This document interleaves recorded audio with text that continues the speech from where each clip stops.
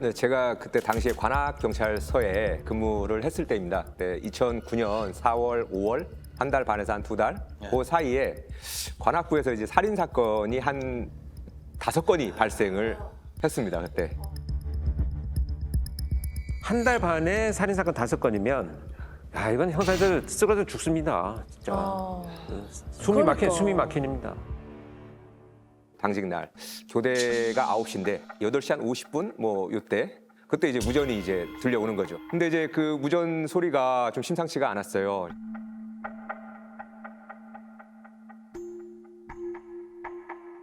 어머니가 며칠 동안 연락이 안 돼. 걱정돼서 집에 와 보니까 사망하셨다.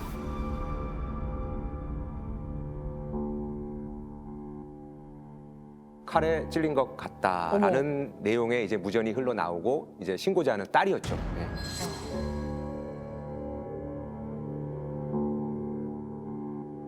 네. 목 앞쪽에 이제 베인 상처가 있었는데 이게 아마 치명상 같았는데 네, 멈추지 않고 이미 사망을 했는데도 불구하고 그냥 뭐 이렇게 공격한 걸로 보였어요. 네. 아유.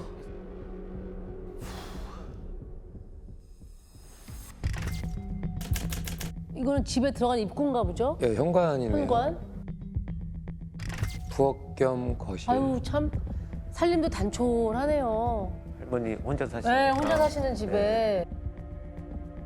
여기가 발생 장소입니다. 이제 좀 이상하다 보니까 요청이 와가지고 저도 현장에 갔었어요. 특이한 게 이제 범행을 한 뒤 도주할 때 문을 잠궈놓고 갔었어요. 이 집에 들어갈 수 있는 사람이 아무래도 용의선상에 올라오니까 그 할머니의 가족들도 용의선상에 올려야 했죠. 이렇게. 그런데 이제 신고를 했던 딸이 이제 근처에 살아서 할머니 집을 이렇게 자주 왕래를 하면서 보살피고 했거든요.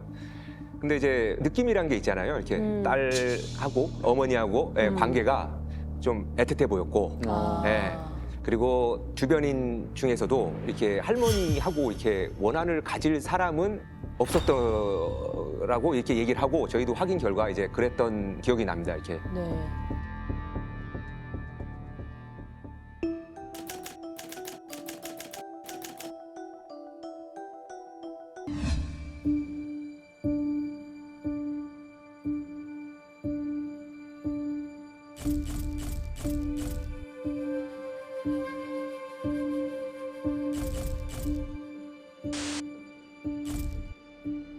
이 사건의 현장은 매우 기이했다고 합니다. 그러니까 할머니 시신이 뭔가에 부러져 있었다고. 시신에? 네.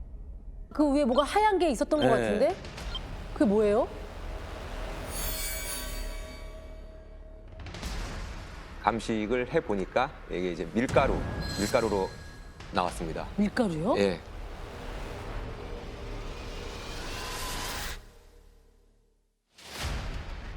그게 무슨 짓이야? 그러니까 뭔가를 은폐하기 뭔가를 위해서? 지우려고 했구나.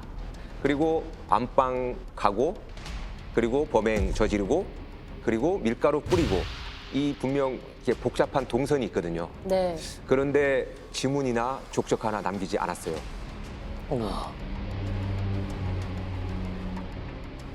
그 거실 사진을 보면 수건이 하나 있거든요. 바닥에 있네요. 네. 범행을 저지르고 이게 바닥을 수건으로 이제 싹 닦고 나간 거죠. 자기 흔적을 다 지우고. 안전 범죄를 아예 노리고. 그러게. 근데 왜? 보시면 할머니 위치가 이불 한가운데 이제 주무시고 있던 상황이 아니에요. 조금 이렇게 모서리에서 절반 좀 벗어났어요. 벗어났어요. 네. 그러니까 이제 제가 말씀드리고 싶은 것 중에 하나는 완전히 잠이 들지 않는 상태에서 범행이 벌어질 가능성을 얘기를 하는 거예요. 만약에 자신이 어떤 행위를 하다가 이 잠을 주무시던 할머니와 이제 잠이 깨서 눈이 마주쳐서 서로 간에 어떤 상호작용이 있었을 것이다. 이런 것들을 이제 확인할 수 있는 단서가 되겠죠.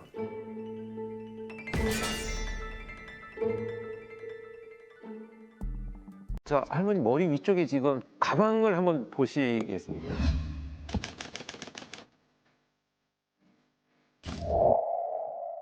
밀가루가 묻어 있잖아요. 그러네요. 시신이 먼저 있고 밀가루가 뿌려졌으면 그 다음 행위였잖아요. 그리고 그 손에 밀가루가 묻은 다음 행위가 가방을 만졌다는 거예요.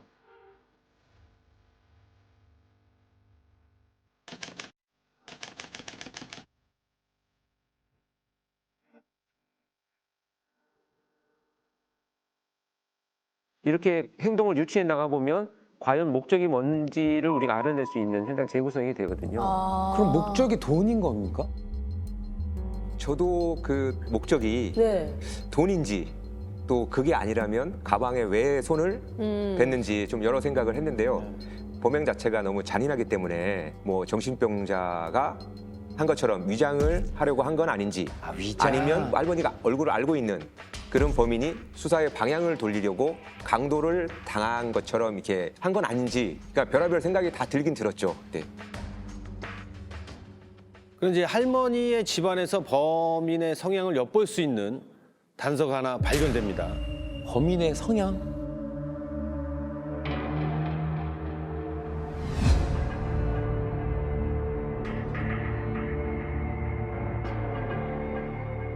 싱크대 안이 열린 모습인데 저희가 알 수 있는 범인의 성향은 뭐 어디로 보면 그러게요. 될까요? 눈치 못 채셨어요? 저는 진짜 이거 보고 놀랐어요. 그래요? 밀가루? 저거 밀가루가 그 부러진 밀가루예요? 네, 그 범인은 이제 살인을 저지르고 이제 밀가루를 뿌린 뒤 봉투는 또 원래 있던 싱크대 안으로 놓고 간 거예요. 보통은 이제 범행한 뒤에는 이제 정신이 없거든요. 그러면은 바로 도망을 가는데 이게 굉장히 좀 이렇게 여유 있게 범행을 저지른 거죠. 야. 맞아요. 예. 아주 짧은 행동이긴 하지만 저는 이 현장 사진을 보면서 자기 기준에 벗어나면 불편해하는 또 심리적 불안감을 느끼는 이런 성향을 가질 수 있겠다. 이런 것들을 이제 추정할 수 있는 단서가 됐죠. 김 형사님은 주변 탐문을 시작합니다. 먼저 할머니 집하고 가장 가까운 옆집 문을 두들겼습니다. 옆집엔 20대 아들 2명과 아버지 이렇게 세 가족이 살고 있었는데요. 그 집 큰아들 박 씨가 자다가 일어나 문을 열어줬는데 어제 혹시 옆집에서 무슨 소리 안 들렸어요? 에? 아니요, 전 자고 있어서 모르겠는데요. 계속 자진 않았을 거 아니에요. 그 전에 뭐 했어요? 어제 PC방 갔다가 새벽 1시쯤 뭐 그때 왔어요. 그러니까 집에 들어왔다가 제가 다시 담배 피러 밖에 잠깐 나갔었거든요. 그 언덕 아래에서 차량 불빛을 제가 하나 봤어요.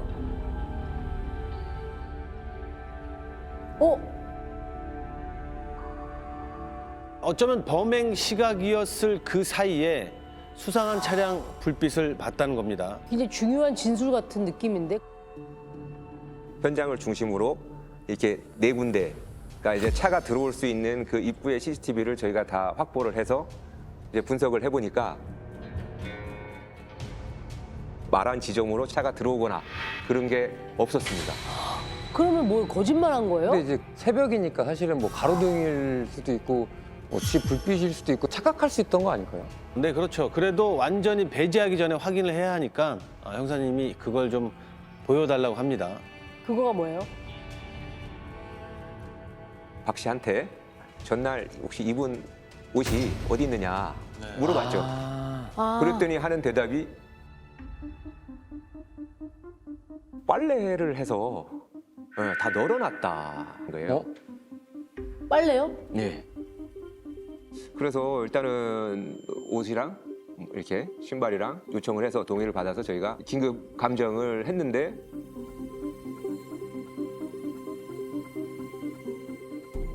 안 나온 거예요, 이게. 혈흔이라든가 뭐 이런 것들이. 그리고 또 이렇게 박 씨가 말한 시간대에 정말 PC방을 이제 갔는지 확인을 했는데 간 사실은 있어요. 네. 그럼 뭐 알리바이가 확실하네.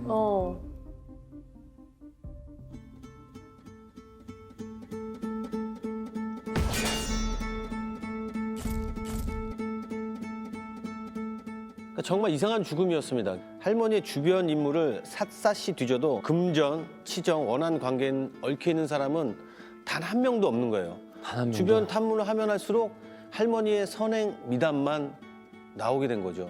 좋으신 분이었구나. 좋으신 네, 분이었나 보다. 정말 더 답답하셨을 안타깝네요. 거예요. 네. 살해 동기를 찾아낼 수가 없으니까. 관계도 다 좋으신 분이면. 그럼 이제 어떻게 해야 되는 거예요? 그래서 이제 그 관내에 사는 침입 전력이 있는 동일수법 전과자들을 명단을 또 이렇게 뽑아서 한 명씩 맨투맨으로 접촉을 합니다. 이렇게. 자, 그런데 이제 전과자들과 1대1 면담을 해도 할머니를 살해한 혐의점이 보이지가 않는 거예요. 그래서 김 형사님은 거주민 모두를 대상으로 조사를 하기도 하고 이제 1번 대상자는 거기에 살았는데 갑자기 뭐 안 보인다든가. 아, 예. 요 근래 예, 갑자기 그렇죠. 사라진 사람? 예, 예, 그렇죠. 오. 그리고 한편으로는 이제 사람을 뭐 이렇게 37번을 찔렀다. 이렇게 정신적으로 좀 문제가 있을 정신질환 전력이 있는 명단도 뽑습니다. 이렇게. 몇만 명 정도 되더라고요. 이렇게. 예. 추린 게 몇만 명이에요? 그래도 몇만 이제- 명을 어떻게 조사를 해? 혐의가 없는 사람들은 이제 하나씩 배제를 한다 그러잖아요. 그래서 한 200에서 한 300명 정도가 이렇게 최종적으로 남은 거죠. 그래서 알리바이 조사를 하고. 그런데 아무리 조사를 해도 혐의점이 나오는 사람이 없었습니다. 없어요. 예. 이제 김 형사님이 할 수 있는 건 배제를 하고 또 배제를 하고 배제를 하고 남은 사람 네. 그 사람에게 모든 걸 투입하게 됩니다. 그게 누굴까요? 다 배제를 했는데 딱 그 남은 사람.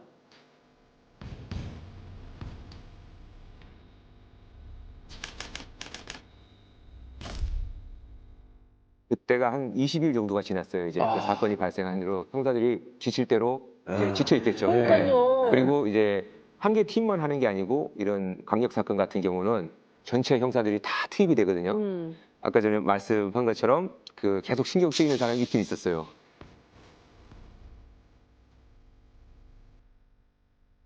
그 사람이 그 옆집에 사는 박 씨.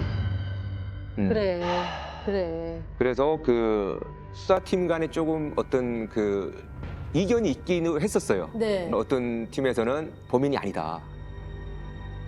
아, 어떤 부분이었어요? 그 박 씨의 손이 깨끗하다는 거예요.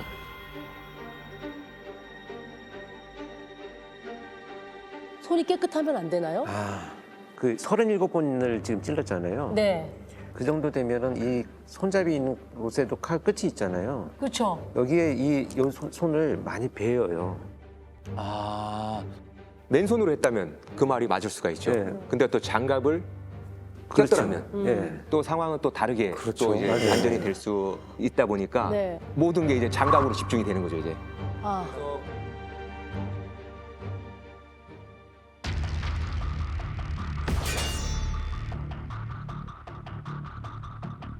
그래서 그 집에 있는 이제 제 소지품 중에 이제 장갑을 한번 뒤져보자.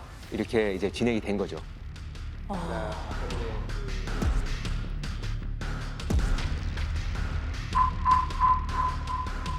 그러면서 주거지 수색하고 마지막에는 이제 소지품까지 다 아. 수거를 한 거죠. 이렇게 장갑을 책상 서랍에서 발견이 됐습니다. 아, 그래서 이제 감식을 맡긴 거죠. 그래서 감식 결과가 나왔는데 나왔는데요. 박 씨의 집에서 찾아낸 장갑에 사망한 노 씨 할머니의 혈흔과 DNA가 나왔습니다. 장갑에서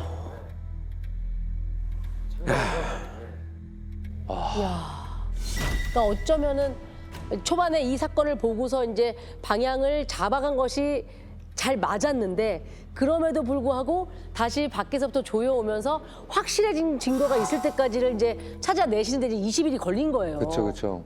자, 그래서 증거가 나오고요. 박 씨를 긴급 체포를 합니다. 네. 그리고 박 씨는 조사 과정에서 범행을 자백했습니다. 아, 범행 동기는 그 동기가 뭐야? 뭐예요? 범행이 끝나고 할머니 가방을 흔들어서 돈을 가져갔다고 해요. 돈 때문에 그런 거예요? 네. 우리 돈은 아닐 거라 생각했잖아요. 그러니까 돈이 얼마가 있었길래?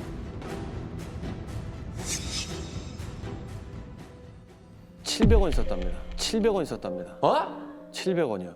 700만 원을 잘못 700원 이요. 얘기한 거 아니에요? 59만 원보다 더한 새끼네 이거. 와. 그러니까 게임비가 필요해서 게임비요? 예. PC방 갈 게임비? 예. 700원을 가져갔다고 해요. 살인을 하고. 이게 말이 됩니까? 근데 이제 그 조사 과정에서 좀 유의미한 그런 말을 했는데요. 동생도 자기를 이제 무시하고 할머니도 최근에 자기를 무시하는 것 같아서 스트레스를 받아서 내가 좀 풀었다. 그런데 700원은 정말 어떤 강도 사건으로 위장하기 위해서 그런 것이 아닐까라는 그런 생각이 좀 들었습니다. 둘 다 너무 말이 안 이렇게 잔인하게 사람을 죽일 수 있는 그런 명분이 되는 건 아니잖아요. 도대체 이제 원인이 뭔가 좀 그나마 좀 밝히기 위해서 이제 면담을 했었는데요. 동생이 일을 좀 하고 있었어요. 근데 이제 동생한테 늘 이렇게 몇천 원씩 받아서 게임방에 PC방에 가고 이런 삶을 살다 보니까 자기 주관적으로 경험하는 그런 이제 뭐 이 그 왜곡된 감정들이죠. 실제 그 박 씨는 밀가루를 그럼 왜 뿌린 거랍니까? 이유가 있대요. 왜 그런 거예요? 없는 냄새를 맡거나 또 없는 맛을 느끼거나 뭐 없는 걸 존재를 본다거나 이런 경우들이 있거든요. 자기한테서도 이제 피 냄새가 난다. 뭐 견디지 못해서 내가 도저히 그 냄새를 참을 수가 없어서 내가 밀가루를 뿌렸다. 이렇게 얘기를 하는데 약간의 망상이나 이런 건 좀 있었던 것 같아요. 그럼에도 불구하고 제가 판단을 했던 거는 수사팀에서 결정을 내린 대로 증거인멸하기 위한 것이 가장 컸고 자기 분노 마구 표출하고 나서 돈 뺏어간 이 행위가 가장 그 주된 목적으로 저는 생각이 됩니다.